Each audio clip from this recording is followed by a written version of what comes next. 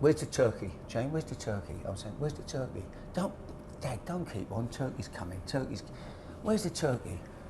We've got turkey in a minute. This is a start. These are starters. Suddenly up comes the turkey, right? A little slice of turkey with, I think we had 2 potatoes, and I've got to be honest, I wouldn't like to know what it come to, but we certainly won't be going back to a Japanese restaurant for Christmas dinner again.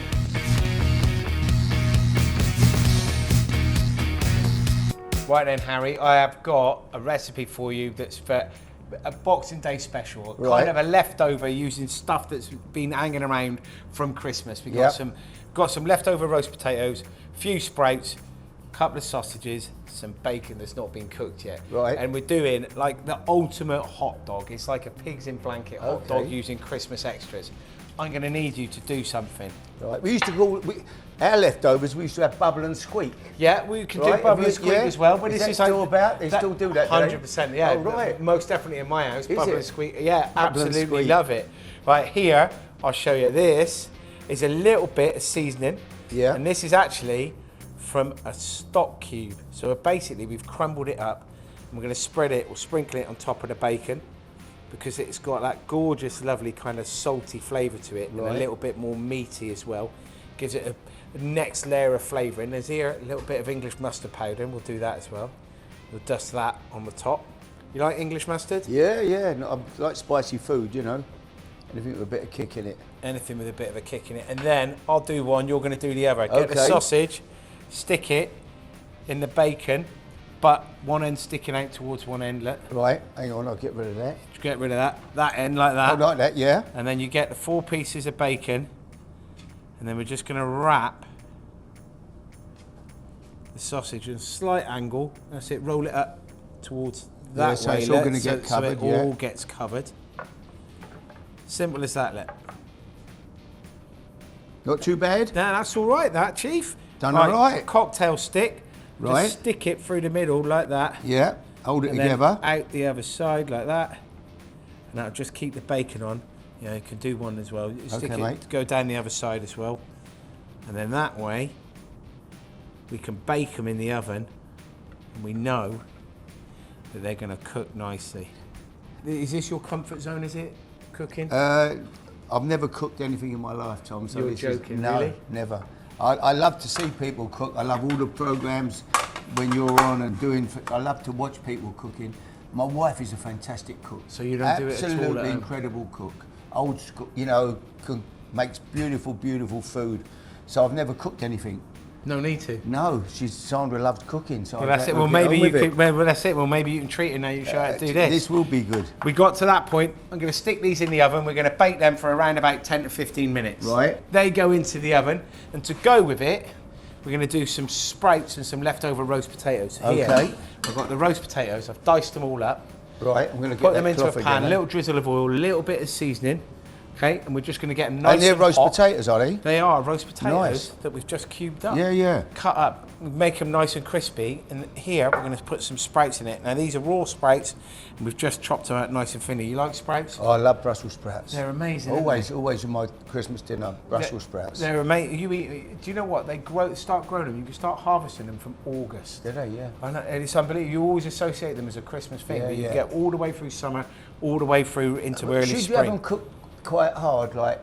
Yeah. What's the word? Al dente, is it? That is it. See, Is you're it? a better See, chef I've than you're heard letting that. on. But no, I like them soft. Yeah. I like Do you? Yeah, I like them well cooked. Really, like Yeah. really.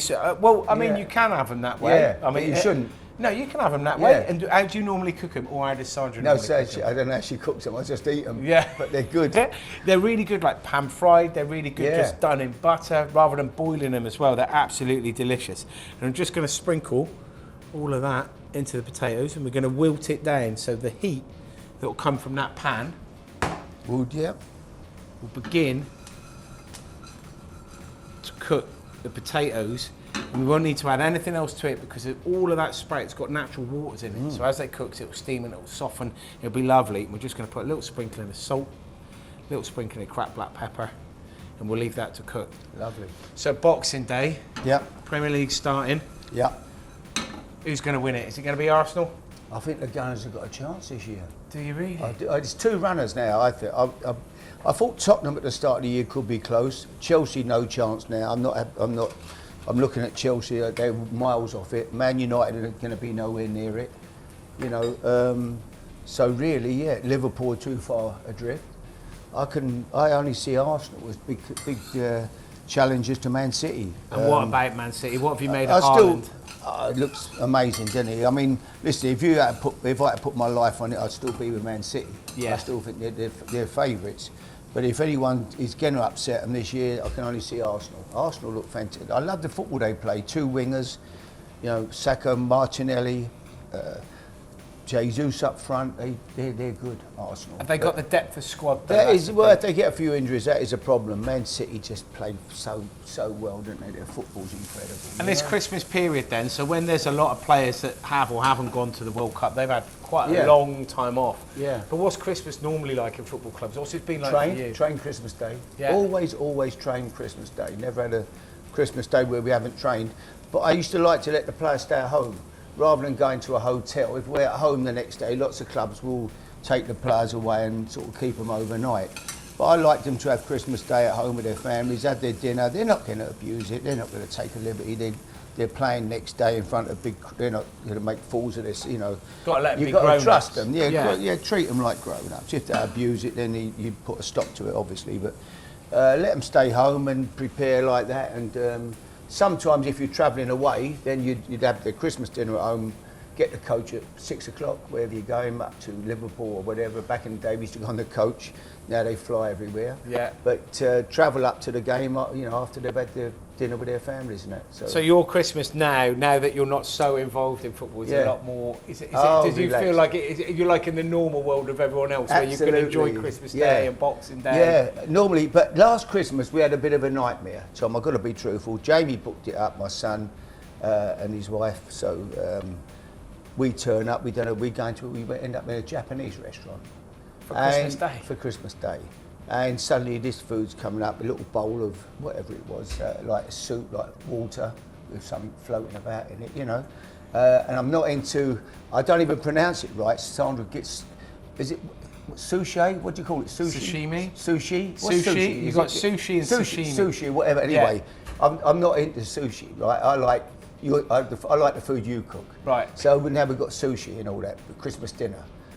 Where's the turkey? Jane, where's the turkey? I was saying, where's the turkey? Dad, don't keep on. Turkey's coming.